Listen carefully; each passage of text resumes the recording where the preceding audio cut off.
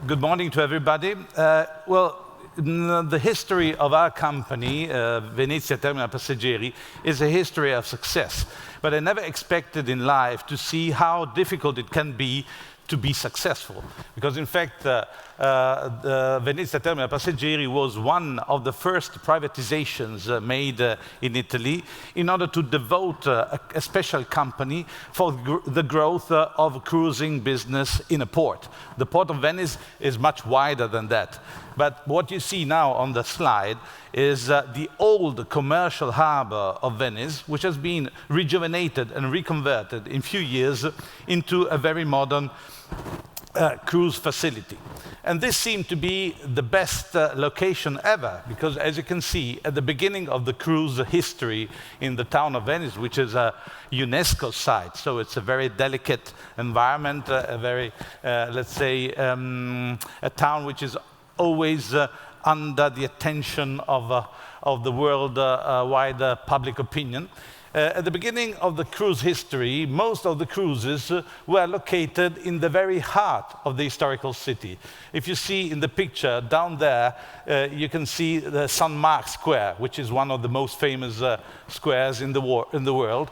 And at the beginning of the cruise traffic, Venice was obligated to put the big cruise ships in the very, very heart of the city. So what we have been developing with the rejuvenation of the commercial harbor seemed to be the best solution in order to move the ships from the very center to the side of the city, providing all kinds of best connections for the traffic of passengers. In fact, nowadays, the cruise port of Venice has got plenty of open areas, so an excellent viability, but it has got excellent connections to the historical center, because you will see from the next slides, we have even a monorail connecting the cruise port to the historical center. We have a direct connection with the highway. We have a direct connection with the railway. We have the airport of Venice, which is the third airport in Italy, just 5 minutes away from the cruise port. So this seemed to be the best location for everybody. With this kind of a structure, because the refurbishing of the old commercial harbor gave us the possibility to bring 12 ships together at the same time inside the rejuvenated and reconverted area. On the right side, you see the old part of the harbor for smaller ships, luxury ships, where the passengers can disembark and be directly in touch, in contact with the historical town. On the left side, you see the part of the harbor which is used for the biggest ships. And we were very happy to reconvert all the old warehouses and buildings which were used for the commercial harbor into modern cruise terminals. Venice has become, for its location, because it's the gate to the Eastern Mediterranean, so to the most beautiful cruises you can make, to Greece, to Istanbul. Mr. Ward knows them all. As a gateway to the East, it became immediately a very successful home port. Nowadays, 91% of the operations we make are home port operations. The passengers start their cruises from Venice, spend a lot of days in Venice before taking the cruise to enjoy the location. They even bring their benefit in terms of economical revenue to the Dolomites, to the mountains, or to the thermal area of Abano. So all the region is making money with the cruises, and we estimated, together with the University of Venice, the economical department, that the home port operations, since we reached the record number of 1.8 million passengers a year, provides 400 million euros of economical benefit to the area, both in tourism expenditure, 400 million euros a year, both in, let's say, tourism expenditure, or if it means buying fuel, or if it means giving, let's say, technical services to the ships. And as you can see, once again, you have a very well-distributed area with excellent parking spaces inside. And if we go to the numbers, you see that we served already 18 million cruisers during our history, and we had an exceptional growth, which reminds the growth of Busan. So it was really booming, 479% of growth since the company was established in 97, 10% of annual growth of the passengers. We already managed 3.5 nearly million pieces of luggage. And in a single day, we can have nearly 40,000 people going up and down inside the cruise port.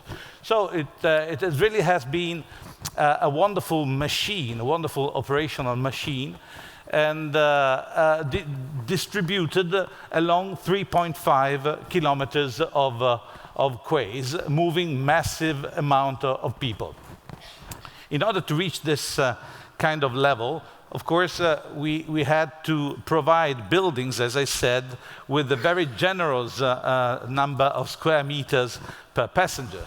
Our latest achievement was the terminal 109, 110 on 2 levels, which is 14,000 square meters of surface for a single ship, which means when you have big ships served by this terminal, that every single passenger will have approximately 2 square meters available to wait to make his check-in operations or to make the luggage claim in the in the ground level. Also very important in all this history and development was to provide enough gangways, because the boarding bridges connecting the buildings to the ship when you make port operations are paramount. You need to have all the passengers, let's say, floating in the air. You have too many operations to make in order to bring the provisions to the ships. You can have hundreds of trucks in a weekend serving the congested port. You can have hundreds of taxis and thousands of private cars which come to the port. So the docks need to be absolutely secure, clean, and you have to move the people to make a safe embarkation with the boarding bridges. We even developed our own engineering company, VTP Engineering, and we were the first port to develop a boarding tower, which is a totally different concept. I mean, if in your port you have a terminal which is operating only from the ground because you have less money to invest on the building, or you don't need a second level because you're not making home port operations and you're just making transient calls, this kind of concept allows you to have 3 elevators inside the tower in order to move the people from the ground level up to the best level of the ships in order to have a nice and, let's say, comfortable and, let's say, emotional embarkation. The cruise ships count very much on the wow effect. So embarking the passenger from, let's say, the area of the crew, just from the dock level, or embarking the passenger from the noble level inside the big halls and the big saloons of the ship is a different approach. And also the luggage, when you are home port, is a big concern, because the cruise passengers want to have his luggage safely delivered, and the security has become a nightmare. There's a growing and growing pressure about the security of passengers and of luggage, and in most cases, in big cities, in sensible environments, UNESCO sites like Venice, the local authority want every luggage piece to be inspected very, very carefully.